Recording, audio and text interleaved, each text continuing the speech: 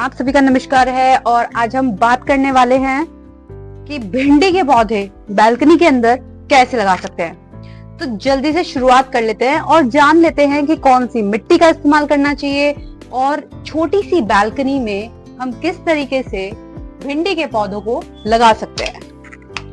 और ये है मेरी बालकनी।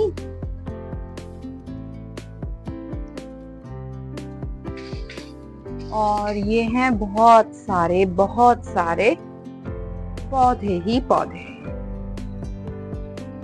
अब दोस्तों सबसे इम्पोर्टेंट बात ये होती है, लोग कहते हैं कि छोटी सी बालकनी में हम भिंडी के पौधों यानी सब्जी वाले पौधों को नहीं लगा सकते क्योंकि स्पेस कम है। मेरे को भी ये इशू आया था कि अरे स्पेस तो कम है, कैसे लगाएंगे भिंडी के पौधे।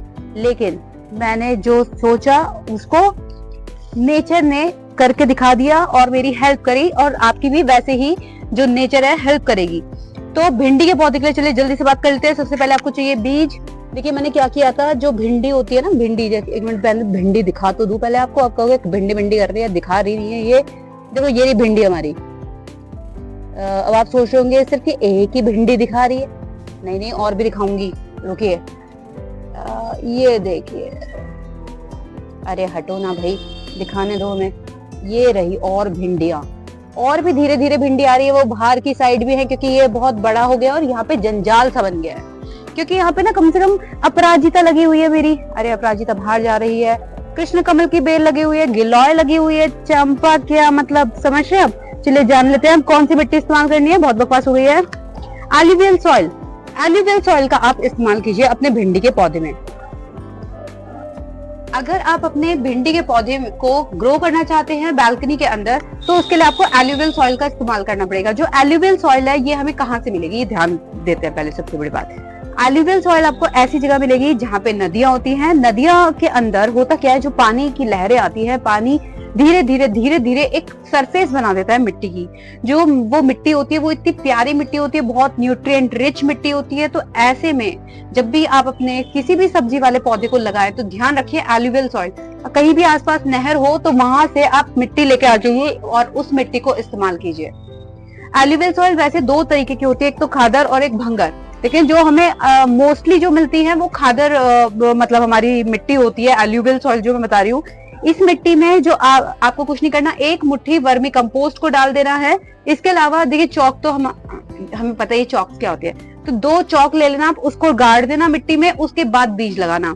जब भी बीज लगाओगे ध्यान रखना, एक दिन पहले बीज लगाने से आपको क्या करना होगा, एक वो ले लेना, कटोरा ले लेना, उसमें पानी डालना, आरओ पानी लेना प्लीज, क्योंकि इसको बिल्कुल भी एसिड पसंद नहीं है। तो इसीलिए मैं बोलूंगी आरओ का पानी लेना। आरओ के पानी में एक दिन पहले इसके बीजों को लगाना, डाल देना। अगले दिन सुबह देखोगे आप कुछ बीज तैर के ऊपर आ जाएंगे। तो वो जो बीज तैर के ऊपर आ गए हैं उनको हमें इस्तेमाल बिल्कुल नहीं करना है, वो खराब क्वालिटी के हैं। और जो नीचे रह जाएंगे उनको लीजिएगा और लगा दीजिएगा एल्यूवियल सॉइल के अंदर। कुछ नहीं करना, एल्यूवियल सॉइल का यूज करना है, क्योंकि मैंने वही किया था।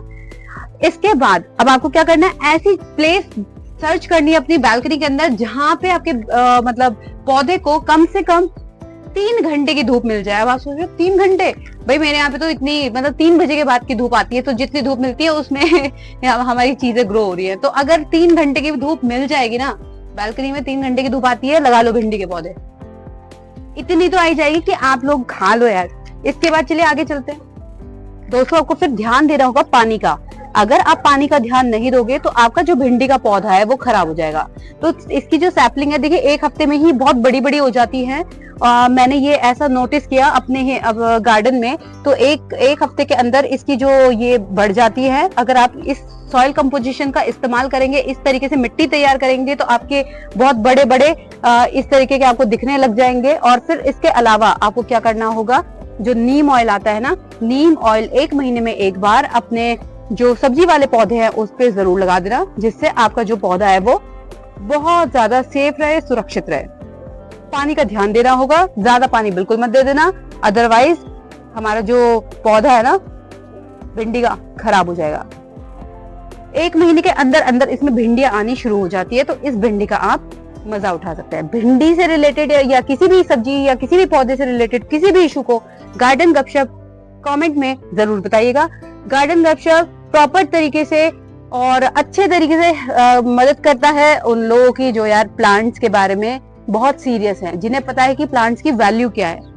ऐसे ही देखिए, अभी थोड़े दिन पहले मैंने एक वीडियो बनाया था जिसके ऊपर हमने प्राइस लिस्टिंग की बात की थी कि आपके शहर में कितना महंगा मिलता है। तो देखिए हमारे यहाँ पे तो ये लोग ऐसा दे रहे हैं। तो ऐसे में आप लोगों ने बहुत प्यार दिया था, तो मैं आप लोगों को यही बोलूंगी कि ऐसे ही आप लोग सब सपोर्ट करते रहिएगा, सब्सक्राइब कीजिएगा, बेल आइकन को प्रेस कर दीजिएगा, और इन्फॉर्मेशन अच्छी लगी है तो प्लीज प्लीज लाइक शेयर जरूर कर दीजिएगा। तो अगले एपिसोड में हम लोग बात करने वाले हैं और बाकी सब्जियों के पौधे की कि कैसे ग्रो करनी है, क्या करना है। वैसे तो देखिए मेरे को लगा नहीं था कि जैसे लोग बोलते हैं ना कि इतनी छोटी सी जगह में कैसे ग्रो हो सकता है, लेकिन देखिए हमने करके दिखा दिया।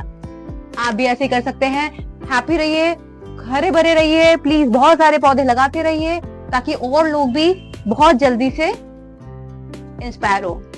और गार्डन गपशप को सब्सक्राइब कीजिएगा, बेल आइकन को प्रेस कर दीजिएगा। और देखिए ऐसे ही जैसे मैं आपको बोल रही हूँ ना, ऐसे जैसे जब मैंने अपने यहाँ पे नेट लगाया था और इस तरीके से पौधे लगाए थे, तो काफी लोगों ने, मैंने देखा यहाँ पे दो तीन बालकनीज में मैंने देखा कि यहाँ पे बहुत से लोगों ने नेट लगा दी है और कुछ प्लांट्स लगा दिए हैं। कम से कम ये है कि जिन लोगों के घर में बहुत तेज सनलाइट आती है तो ये पौधे एक तरीके से उनके शेड का ही तो काम करेंगे। क्यों दोस्तों, जरूर मुझे बताइएगा कमेंट में कि कैसी लगी ये वीडियो।